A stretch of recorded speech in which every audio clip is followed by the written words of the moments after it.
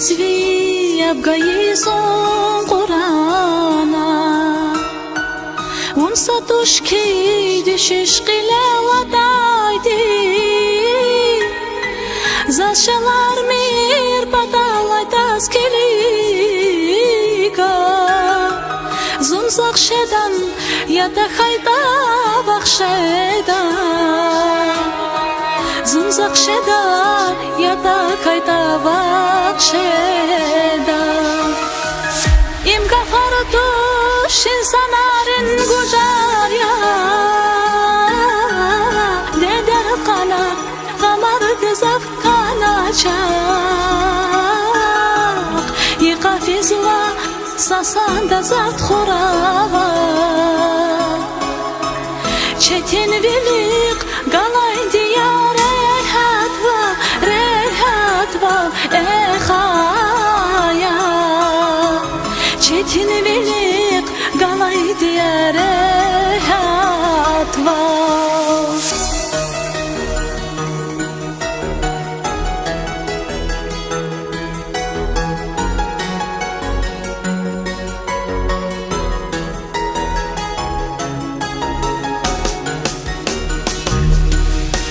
La la la la la, la la la la la la la, la la la la la la la, la la la la la la. Bu çavura yazarlı yazalkayda, viler gana ekvileri stakurda. Çargana qaqas tejesta khayda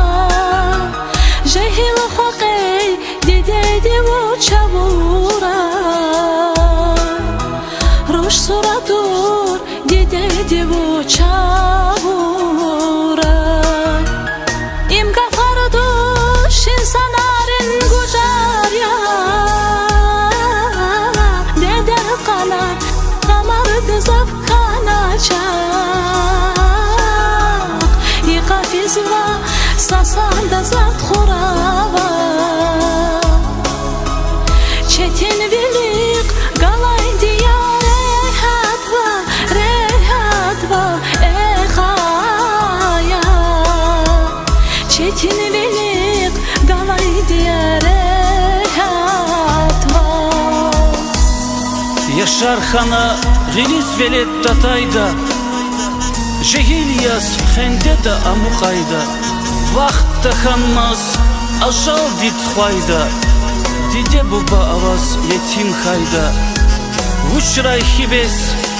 im dünyaya vasi kanay Va vun düstuş hakinay Xkaş beğil aya şükru Çun Allah di gayi burkay kuray Çun Allah di gayi burkay kuray